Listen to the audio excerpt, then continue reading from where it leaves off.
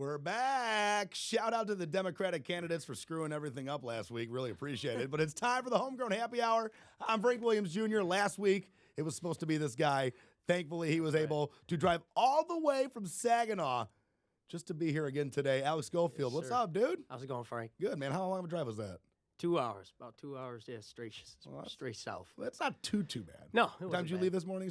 I was planning on leaving about 8. Left about 8:15. You texted me like 10:30. I'm here. I'm like, Yeah. I don't even think we're open yet. Yeah. I was definitely. My mom was like, "You gotta gotta get go there early. You gotta get there early because you don't know the traffic." I said, "Ma, I live in Nashville."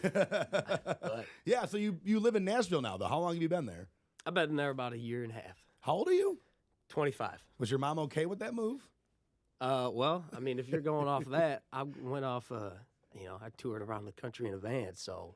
She was all right with that. So she was better off with, if I'm going to move to Nashville. She was cool with that. So with you being home right now, though, is that like are you home a lot or?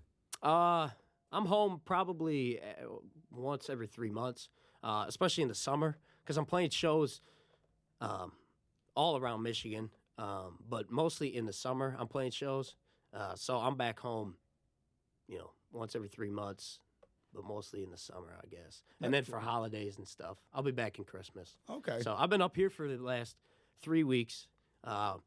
Waiting to be on this show. Just sitting outside. Waiting on me. Sitting outside, yep. No, we were up in Charlevoix for a couple shows for the Venetian Festival. My band and I, who's from the Saginaw area, which I'm from. So we were up in the Charlevoix, up at the Venetian Festival a couple weeks ago, and then Midland for the River Days Festival last week, and then I got a show coming up this week, and then I'll be back down there. How often do you get to come downtown like this? Detroit? Yeah. Rare. Really? Yeah. Because I don't play a lot. I don't play a lot in Detroit. I would love to, and that's. We'll get you back here one of these days. Yeah, I mean, definitely. You're actually here on an interesting day because last week, unfortunately, we had realistically, there were snipers and Secret Service agents all over the street. So I don't know if I even wanted to. Yeah. But when you called me and you told me at 9:30 on Monday night. Hey, Homegrown's canceled. Yeah. Sorry, man. But it's cool though today because maybe 3 times in the existence of the Homegrown Happy Hour here at MusicTown, there's been Tiger games being played or about to go down behind the scenes. Yeah. So during the performances today, if you watch behind the window, you'll see a lot of crazy people watching with face paints and signs and. Hopefully, if the Tigers are doing it right, no Speedos. They're all right. Right, then people come. This place outside this door is packed. So and shout out to the people that are eating lunch. This is the first time I've ever been here, man. This is really. This is pretty damn cool, man. Well, welcome. Yeah. If you're wondering where MusicTown Detroit is, it is the second floor of the Hockeytown Cafe, which is right there on Woodward, across from Comerica Park, next to the Little Caesars Arena. Yeah. So welcome to Detroit. Well, thank you. I've been to Fox Theater actually. Okay. My dad and I, was it last year? A couple years ago, we saw Sturgill Simpson. Oh, that would have been great. Oh, dude, it was dope. He's phenomenal. Yeah, it was crazy. That's the first time I've ever been. What's that? I wish I could play him more. Oh, dude. He hates radio, guys. Yeah. Does he? Oh, yeah. Does he? I could see that. That's funny. But that was the first time I've ever been to Fox Theater. And that's a beautiful place, man. Yeah, it's one of a kind. That's the dream, man. I've only seen one thing there myself. I think it was a comedian, Bill Burr. Yeah. Seen Bill Burr at the Fox Theater. That's the only time I've ever been there myself. Yeah, right? I mean, you get to see... It's beautiful in there, man. Maybe like Elmo or little kids doing little kids shows when I was a kid. But other than that, I can't remember too many times where it is very beautiful in there. Yeah. But you didn't come to just talk about music or talk about where you've seen in Detroit. You came to play some music. I did. Yeah, this first one's specialty. It's called Sun Stand Still. Yes, sir. And so I moved to Nashville about a year and a half ago because of the songwriting. That's what's driven me pretty much my whole life. And I didn't know it early on, but as I grew up and got more into music, I found out that the singers. I love the singers, but it's behind the singers, and those are the songwriters. Those are the guys that I'm revere, and those are the guys I'm attracted to. So, yeah, that's what drove me to Nashville, and so being there and getting around the Nashville songwriting community. I found songwriters that I like to write with and that fit. And then we wrote this song. I wrote this one with girl named Stephanie Joyce, and she's from Canada. And You get all walks of life there. Yeah, no kidding. And That so, is going to be one of my questions coming up for this song, too, about Yeah. that. So, and actually, this song came from a Bible passage I was reading, and it was, Sun Stand Still. And I brought it to her, and we poked around with it a little bit, and then we just couldn't get anything going on it. And so we put it off to the side, and we tried a few other ideas, but nothing was clicking. We brought it back, and then we were talking about the title, Sun Stand Still, but it was S-U-N. And I said, all right, Steph, what if we changed, the U to O and made it about a sun? And so we did, and we wrote And it. that worked. Yeah, and it That's worked. cool. And it's probably, since I've been in Nashville, it is one of the top, my favorites. That's awesome. One of my, Check it out. Here's Alex Schofield, Sun Stand Still.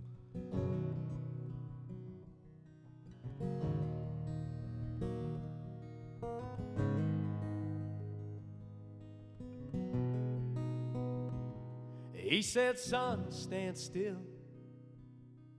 I don't want to nick your ear.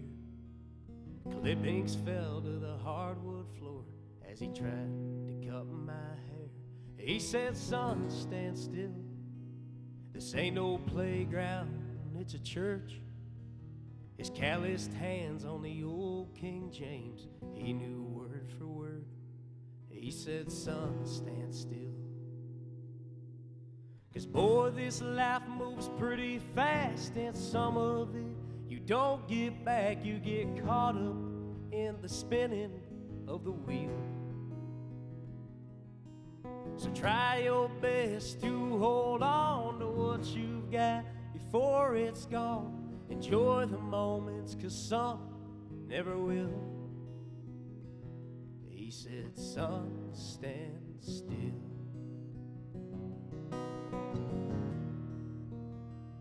He said, son, stand still. It's hard to hear you on this old phone. 600 miles from Saginaw, my first year away from home. He said, son, stand still. When I was shaking in them boots, I hadn't seen the old man in quite a while. On the day I said I do, he said, son, stand still. 'Cause boy, this life moves pretty fast, and some of it you don't get back. You get caught up in the spinning of the wheel. So try your best to hold on to what you've got before it's gone. Enjoy the moments, 'cause some never will. He said, son, stand still.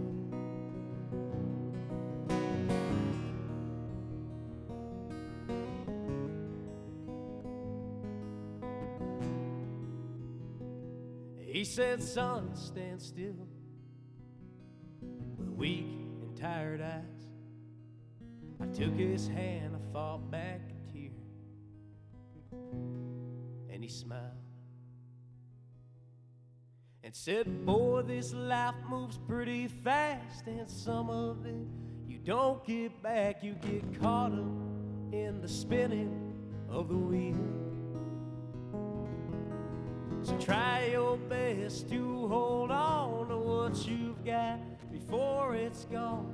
Enjoy the moments, 'cause some never will. He said, son, stand still.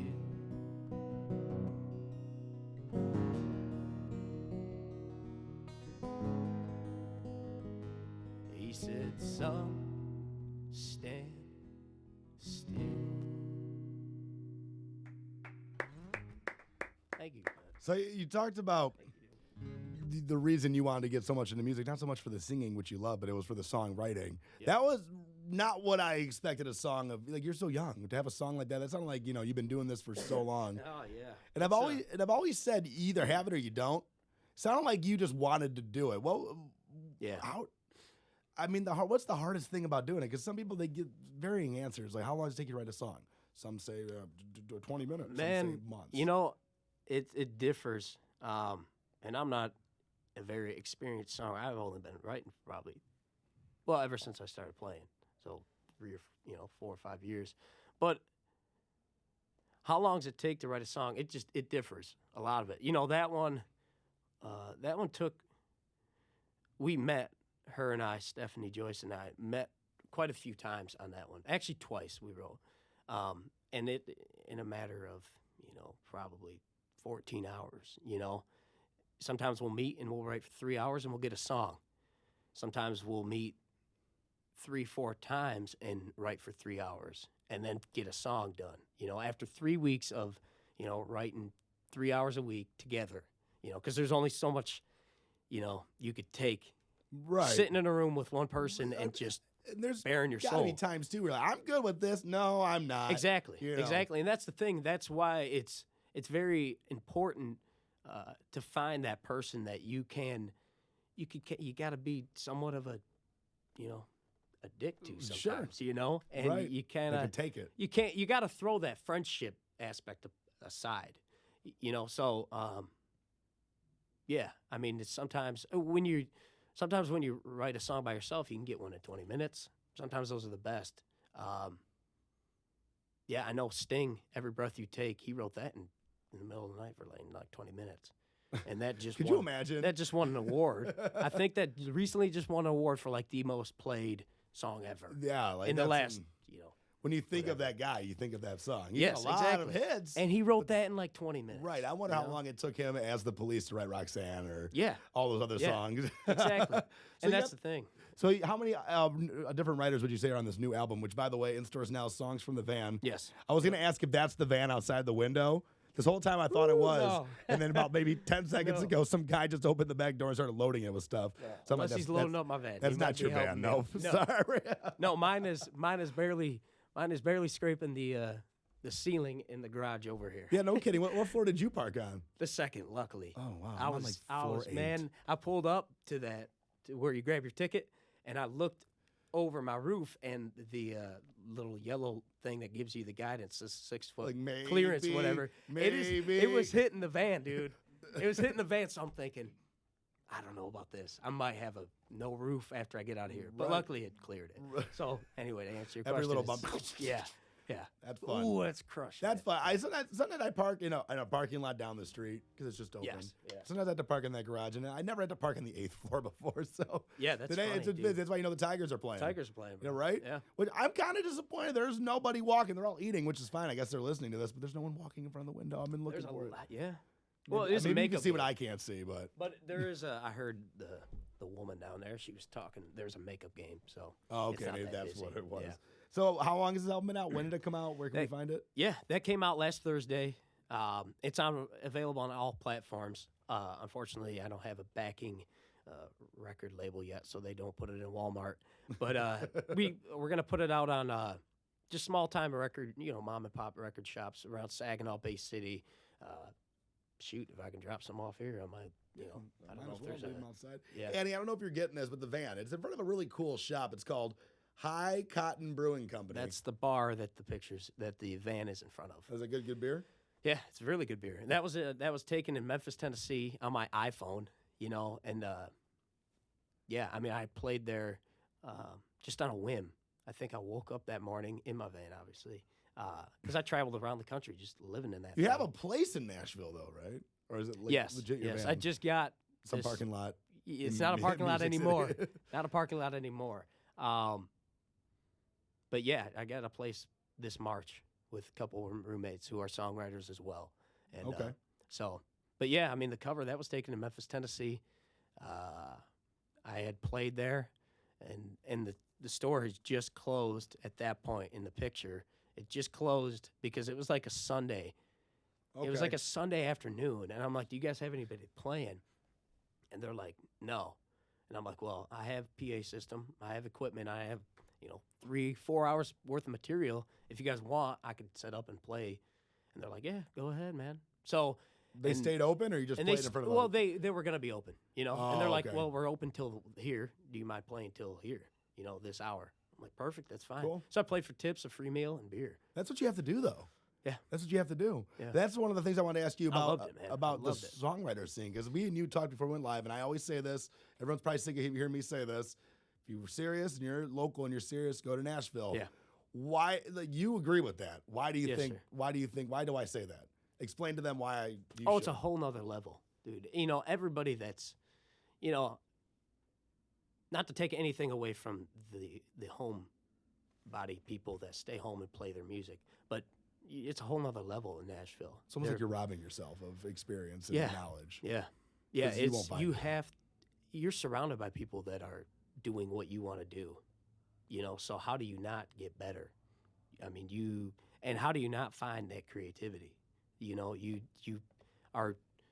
either raise the bar or you leave. You know, so it's an amazing town. It's crazy, but it's what it is. It's the songwriting hub of the world. Yeah, we're not talking Broadway. We're talking. No, like, I'm in, talking. like, Yeah, the there's every- a street called the Mumbrian Street. That's where where I hang out. That's where the songwriting bars are, and you go and you play your songwriters rounds, and you know every night, dude. There's people playing originals every night there. You know, not Broadway, but the Mumbrian Street. There's a place called Belcourt Taps, which is a hangout for songwriters. And literally, you go there and you're gonna hear original music, and it's funny every time I talk to my friends about it, and we all have that moment of when we first moved to town, Nashville, and you get that like awe moment of, you know, you hear a song that's just like that you've never heard before because it's not out on radio, it's Right. nothing released, it's just literally came from the songwriter himself or herself. And is being played, and you had walked into this bar when you first moved to Nashville, and you're just like, damn, it just floors you. It hits you, It right. just hits you and floors you like, I got a lot of work to do, you know? And that was the thing. I was going to ask you, how do you meet these people that you co-write these songs with? And it's like, that's what you do. You go to these writers' Yeah, rounds. at those and you bars. meet a whole That's bunch of them. exactly what you do. And you take what you learn, and then you come up with awesome albums like Yeah, this. yeah. This next song we got, it's called Earned, and this is actually Yes. one from the album. This one is from the album. This is Yeah, it's Earned. about time we get to the EP. None of this jibber jabber nonsense. We got to yeah. talk about this album. We Yes. got to get back to Sam. I'm just kidding. Yeah, exactly. But this is called Earned, Yep. and I'm assuming it's about experience. It is about experience. So the way I tell it is I wrote this in the conference room of where I was working. I work at a place down in Nashville, and I was I moved there in my van, and I was parking my van in the parking lot. They let me park my van in the parking lot, and that was March, and it wasn't that hot in Nashville yet. Well, it became hot in Nashville, and my boss he said, dude, it's gonna get hot, man. I'll bring a cot to work, and I'll put it upstairs in the office. I won't set it out, but if you get too hot, set it up, and you could crash in the office, which has AC. So I think it was like July or May. I woke up at 8 a.m. in my van, and sweating, and I'm like, you know what? I'm done. I'm going up to the office. Can't do it anymore in the van. I'm going up to the office. So I crashed in the office or whatever. That morning, it was Saturday morning. Nobody was in the office. Nobody was in the shop at all. And so I sat there in the conference room, big table, empty room, and I grabbed my guitar and I started playing and I started writing this song. And then I brought it to my buddy, Ed Driscoll, who's from Boston, and we finished it out. And it's probably... I said it about Sun Stand Still, but this was the first one I wrote that I really fell in love with. That as a co-written song, as a co-written song, this is the first one I felt like, damn, I could do this. Do you think it has a lot to do with the origin of where you started writing it? Because obviously you hit I would say it and stuff. But exactly, I would say that because it's more, co-writing songs. You kind of wonder whose song it is. At the end of it, whose song, is it his, is it hers, or mine? Right. Which song, which voice does it fit best? And the buddy I wrote it with, Ed Driscoll, he would tell you 10 out of 10 times, it's my song. And I don't mean that in a very, this is my song, but it came from a very, I don't know, deep place, I guess. Do a lot of Sitting in the arguments conference room. happen like that with like who gets No. to sing the song? No, not at the stage we're at, because really, I'm so early on in that Nashville scene. It's like anybody that wants to play it, Right. play the song. Get the Right. song out there, get it heard. I mean, like Lady A or Sam Hunt or something like that. They write songs for these other big Exactly. names, and they all make money off everything. But someone like Sam Hunt who wrote that song for Jordan Davis or other way around or whatever, like, Yeah. seeing that it blew up, do you get a little upset? Like, I should have just sang that song. I don't That's know. a good question. Dude, I've thought on that about level. that. Excuse me. I've thought about that, and I think at some point you just kind of, because Sam Hunt wrote "Come Over" by Kenny Chesney. Okay. Yeah, And, and Kenny made it. Kenny made it huge. Kenny's Kenny. So exactly. So Well, I at would some take it as point, a compliment at that point. exactly. Yeah. At some point, you're just gotta say, you know what? If Kenny Chesney wants to cut my song, Kenny go can ahead, do it. dude. Right. Go ahead. Right. man. Okay. You know. Fair enough. Well, this song right here, though, is called Earned. Yep. And this is Alex Schofield live at MusicTown. Special thanks to Spencer and Joe for coming in. What was this? Spencer, This is Joe. the 6th consecutive week. I think after 10, we throw a pizza party. How's that sound? Excuse me. All right. It's called "Earned." Here it goes.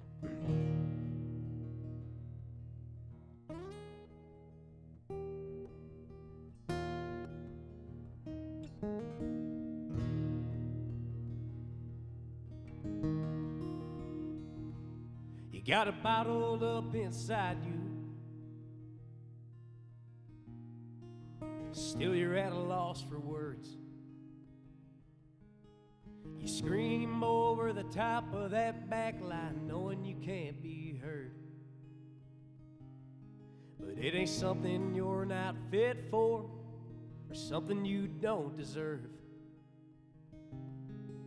Yeah, it may be tough to reach, 'cause it's something you gotta earn.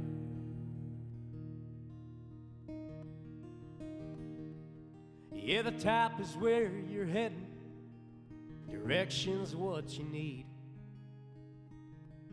It may take some time to get there. Just do it at your own speed. But don't go looking for a better day, or stand around and wait your turn. There'll never be a handout for something that's gotta be earned. So remember what I told you. No matter how hard it seems, the world is never easy on the ones who choose to dream.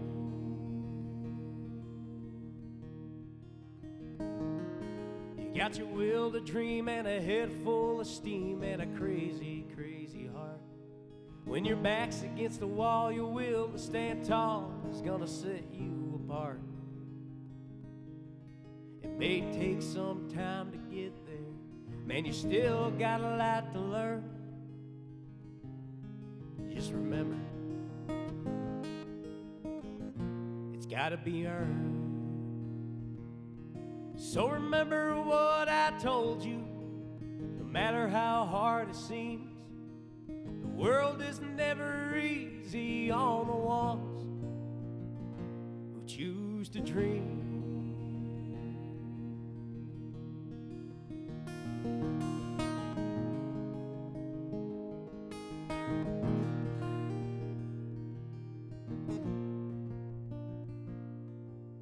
I was 18 years old when my daddy, he passed away. He died at peace with a head full of dreams, and his last words I heard him say, "Son, remember what I told you. No matter how hard it seems, the world is never easy on the ones who choose to dream."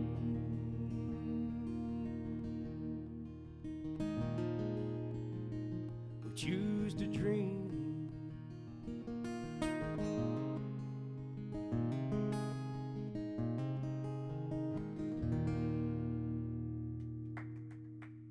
Thank you, guys. Does your boss know that you wrote that song in his conference room? I don't think he knows. Do you think he's watching? I don't think so. Because I might have to change it to probably- fired. he's probably working. That Fired. was phenomenal. That was a great song. I like that. Thank you, brother. That was really cool. Thank you. So what would you say are your top 3 musical influences of your life? Ooh, that's a tough one. Doesn't have to be country. It could be whatever. Just the top 3. Well, I would In regards to that question, I would say, and this is kind of aside from the point, I would say my dad is a huge influence in my music, and because of what he listened to, and so I mean I listened to a lot of his music because he would drop me off at daycare, he would drop me off at practice, whatever it was. We'd go to the hardware store, he'd be listening to music. We grew up. That's what I grew up with, in his music and his sounds and what he listened to. I mean, everything from Waylon Jennings to Johnny Cash to Merle Haggard to Willie to Prince to Tom Petty, Bob Seger, Pearl Jam. I mean, That's a pretty wide. it is. Awesome, It's very broad and eclectic, and that's kind of what that was a huge. It might sound cheesy or whatever, but that was a huge catalyst in me finding my sound. That's what I was attracted to, that stuff. And so, when you ask me like what my top three, that's a hard one to just pinpoint. I would say Johnny Cash. I truly believe the earth wouldn't be the same without Johnny Cash. I can see why you'd say that. He was bigger than just country music. Yeah. He was bigger than life, man. I read his book quite a few times. I'm just a huge fan of him. So I would say Johnny Cash. I would say,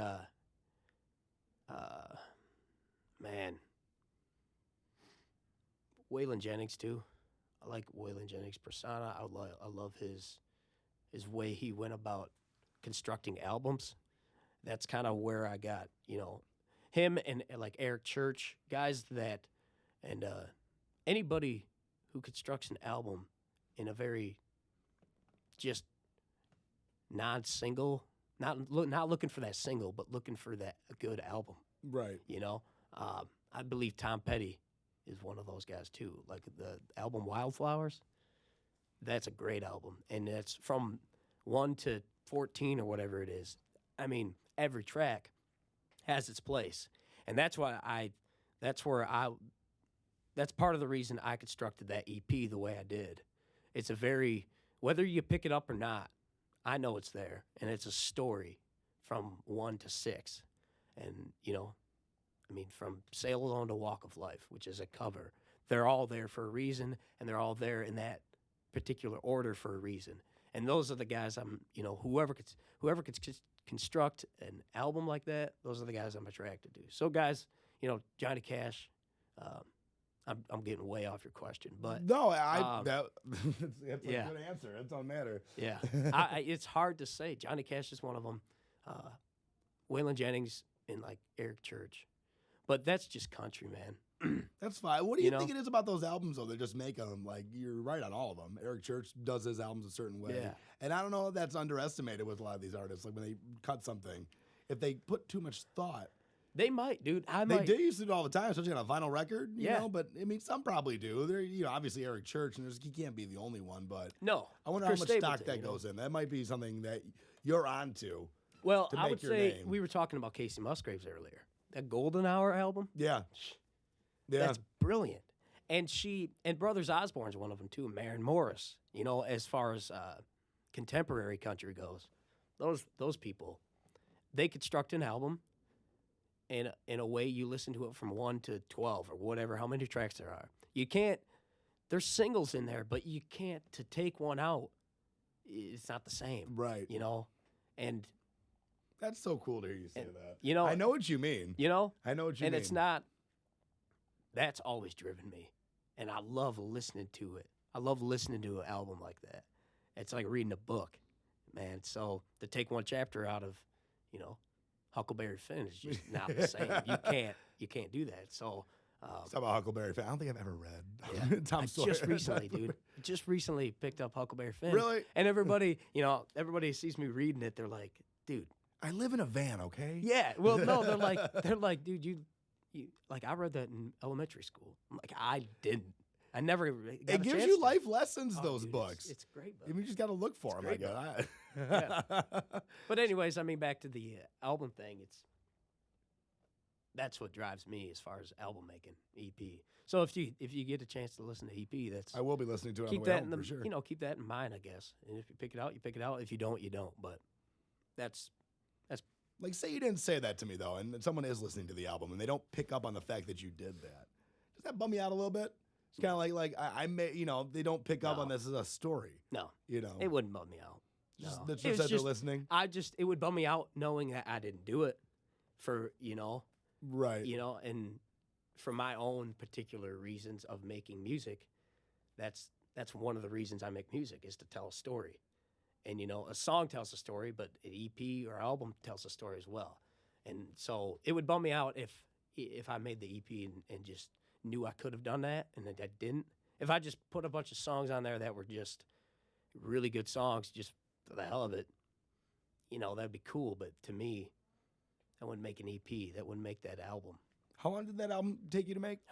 Actually, we cut, because I was back and forth. Actually, it was recorded in Bay City, Michigan. Okay.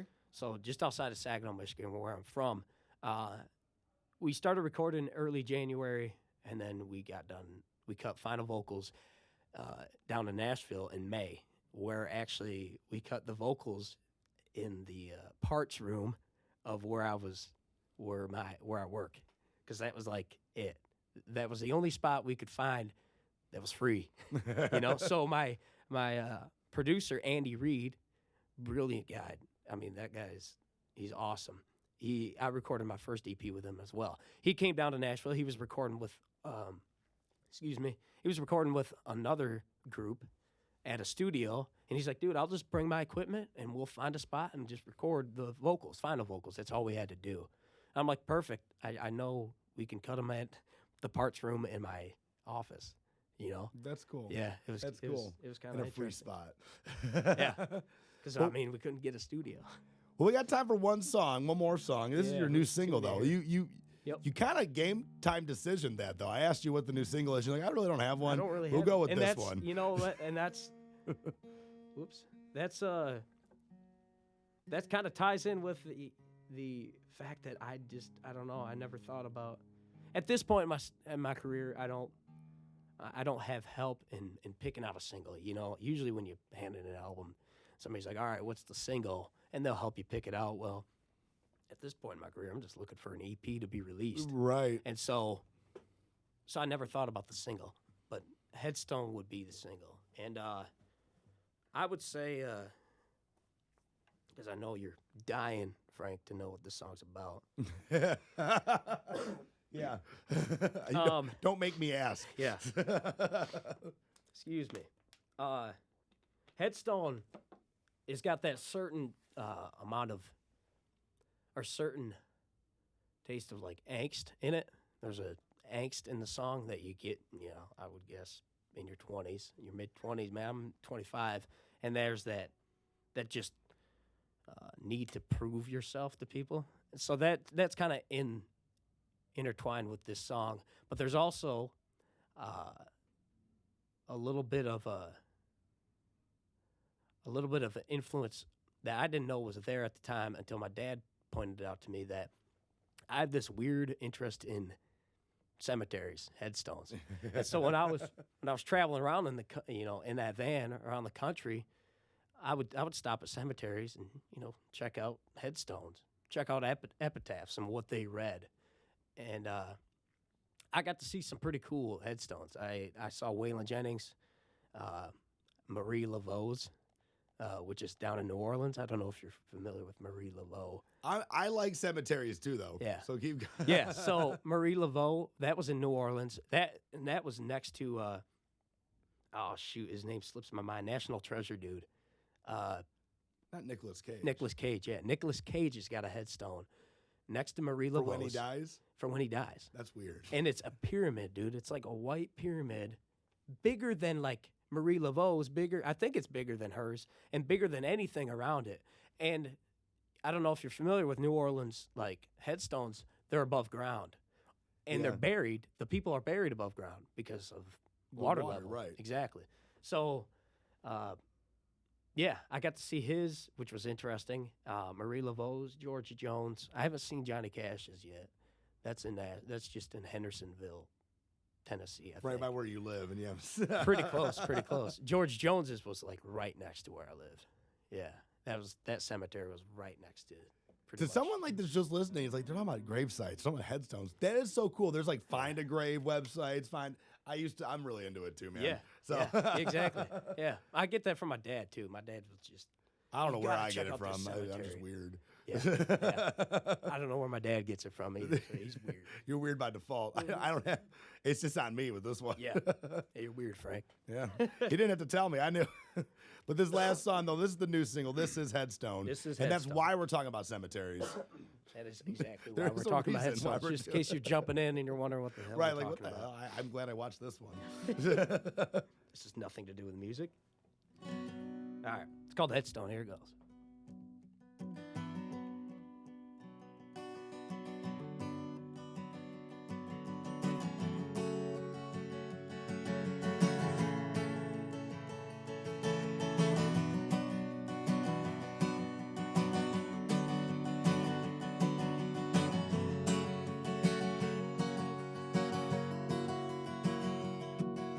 I run away on a highway heading south on I-65. I got my van stocked up and my mind made up on how I want to be remembered when I die. I've been pounding it hard for the last 3 years with a little help from my friends. But it's time I said I'll look up past the clouds. I ain't gonna be another has-been. 'Cause there's a million singer of songs who all claim to be headstrong, with a Gibson in a hand and a 5-piece band and a bark we call our own. Many have come, many have gone, many today are well known. I just don't want to be one of the many with a badass headstone.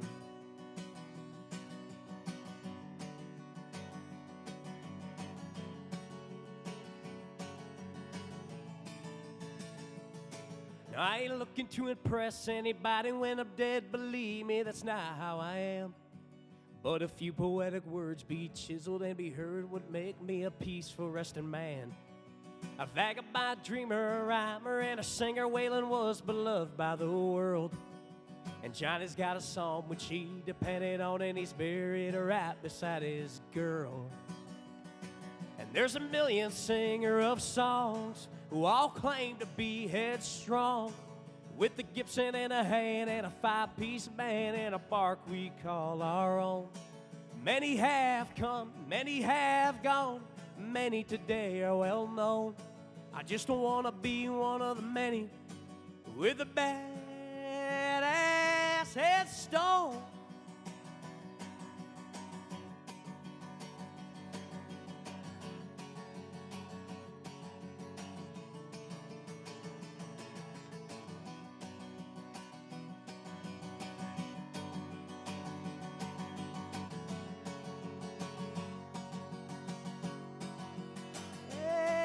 May sound a little crazy that I'm thinking about my death, but we all got visions and goals.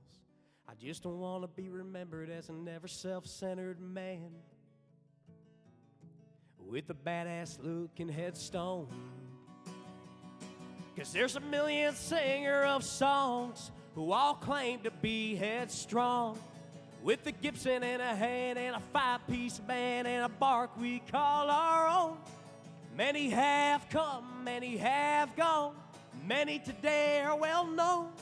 I just don't want to be one of the many with a badass headstone.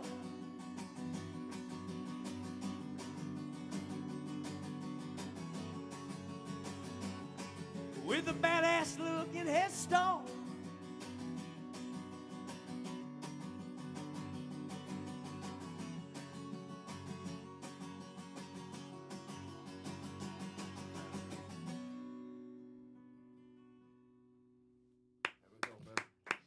I would pick that as the single, too. That was pretty awesome. Thanks, brother. So I got one burning question that I forgot to ask earlier, and I have to ask because it's been on my mind. I posted a picture last night to promote this episode. Yeah, I And saw there was that. some dude playing guitar. He's bald. Yeah. Same dude, right? That is you, right? Yes. Yes, that is Why'd me. you grow your hair out? I mean, it's not a bad thing. It's just what made you decide that? Actually, it's funny you say that. literally started writing those songs that are on the EP when I started growing out my hair. I don't know. I think I was just like, you know what? I'm just gonna grow out my hair, see what the hell it does. Now and it just kind of is whatever stuck. Now And the album's out. Are you gonna shave again? no. The thing is, man, you got to set yourself apart in Nashville. Sure. And, Okay. and that's, Okay. nobody's got hair like this. No, I mean, whether it's like good I or said, bad, not I a don't bad care. thing. But when I walked in for the first time, I saw you playing guitar. You were here before me. I'm Who like, the hell is that? am I promoting the wrong guy last night? Yeah. I was like, oh boy, Yeah. but it was the right guy, so that's Yeah. cool. Well, I was wondering where you got that picture. I'm like, Google. What the hell did you pull? Oh, Alex Schofield. should have gone on Facebook, dude. Yeah. Facebook. I Well, guess I actually, that's should have stalked you. You're right. Yeah, you should have. If you don't mind me saying real quick, if you guys, I don't know if you guys are interested, the EP's out and you'll get that on all platforms. But I got a Facebook page, Instagram, AlexSchofieldMusic.com. That's where you can find my stuff too. That EP will be on there. But yeah, I mean, all social media platforms. Give me a follow if you. Spell your last name really quick for the people that are listening. Schofield. Well, first off, I tell people there's a revolver called the Schofield Revolver. I think it's a German. I could be completely wrong, but and that's actually my band name, Alex Schofield and the Revolvers. Oh, that's cool. So, Perfect. so there's a revolver after it. So if you have no idea, just look up Schofield Revolver. But it's SCHOFIELD. So You stole my second question. I had two questions. You asked what's the one. that? My second question was gonna be, where's your music at? Now I gotta think really quick of a third question. I got one. Where's the coolest place you ever played? A show at? Oh man. So as far as shows go, I haven't really played shows here, but I've played here. So regardless, that matters. But I played in I got the chance to play in Lukenbach, Texas. I don't know if you're familiar with the Waylon Jennings song Lukenbach, Texas. No. Oh. Yeah, it's a Yeah, great that's song. old. But yeah, it is old. Well, I'm just saying, you gotta remember, I can't play anything past 2004 anymore. So anything past. But you can listen to it. I could listen to So it. you get a chance. All to right, listen to it. call me out. All Yeah. right, all right. Got you, Frank. You got me. But yeah, Lukenbach, Texas, that was cool. That was just like an open mic, but it wasn't an open mic. It was literally around a pit, a fire pit with 7 or 8 old dudes picking around. I got the chance to play in Venice Beach, California. That was cool, right there on the boardwalk. Skateboarders going Was by. there a scene for that? Like, were you just kind of just playing and people thought There wasn't a scene. No, I was visiting my cousin. You just sitting there playing? And I'm just like, she's like, well, you want to play some more? I'm like, yeah, let's do Venice Beach. So we did like a live feed on my Facebook. If you really dig through Facebook, you can find that. There's a couple of them. Okay. I've been there a couple times. Excuse me. I would say the coolest place I've got to play, and I didn't have a show there again, but I got the chance to play there, was Red Rocks in Morrison, Colorado. Okay, yep. The Red Rocks Amphitheater. I've always wanted to see a show there. Yeah, I know where that. I never plan heard on that one. Well, I plan on playing it. I'm gonna play it one day because I got the chance to play there, and it's high up there, man. Yeah. You think you're almost there, you're not, and the air's thin and stuff, but it's crazy. It's just crazy acoustics, man. It's and it's all natural, Mm-hmm. and it's a 9,000 seat venue, but it's I went there thinking, all right, I'm gonna bring my guitar and just try to get a picture. I want to get a picture with the seating behind me. So I brought my guitar. I opened up my case and I'm like, hey, dude, do you mind taking a picture? And so he was taking some pictures, and his wife walks up and says, hey, could you play us a few songs? And I wasn't expecting to play it all. So anyways, I played a few songs, and pretty soon I have, people coming up and they're requesting songs, kids singing along, dancing, whatever. It was a good time on the stage at Red Rocks.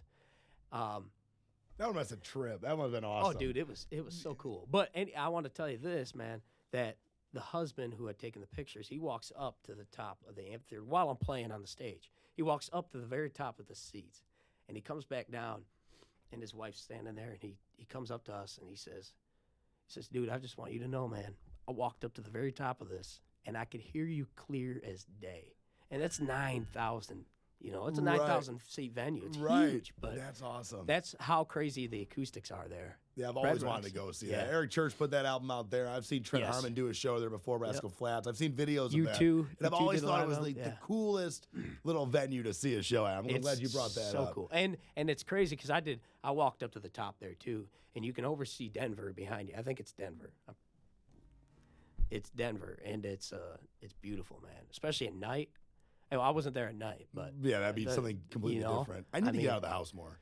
That's why, like, you travel the country, you got that white van. It don't matter. You've seen all this stuff, man. That's really cool. Yeah. Where does MusicTown Detroit though rank in your venues of places you play that you like? How was today? Rate my show. Put you on the spot. I would say probably 3, 4, 3, man. 3 or 4 stars? 4, 3. Oh, 3 stars. Oh, you're doing stars. I thought you were ranking. What was your rating? Dude, I would do out of 10. You're gonna rate me a 4? Well, I just named off 3 places. Talking about MusicTown Detroit. It's the 3rd or 4th biggest one on your spot. Okay, that's pretty high. Yeah, dude. 5. I haven't. That's the thing, man. I haven't played here, but I have on my sheets. On my goal list, dude. Detroit's up there, man. Well, we'll get you back. And that's the thing, man. I'm from Michigan, and I've never played Detroit. Detroit's tough. You can hack it down here. Bring the white van. You can play a few places. I'll show you a few places. Please do. There's places around here for sure. Next summer, though, I would love to play some venues with my band. Well, let's make that the year goal. Yeah. In a year, we'll see if we can get you to at least close to downtown Detroit. Yeah. Or from Saginaw. That'd be cool. Get you over to Coyote Joe's or something like that. Yeah, I'd love to do that. Well, Alex, I appreciate the time. Hope it was worth the drive, the 2-hour drive to join me. It was definitely worth it, Frank. Thank you very much for having me, man. Once again, my guest out of Saginaw, currently in Nashville, but we'll say he's from Saginaw for the Homegrown. We do that. Homegrown Happy Hour, Alex Schofield. I'm Frank Williams Jr. Thank you, Spencer and Joe, for coming out. Thank you, Annie and Ryan, for holding it down back there. We'll see you next week. And if you are local, send an email, frankjrradio@gmail.com. We'll get you on the show. See ya. Peace.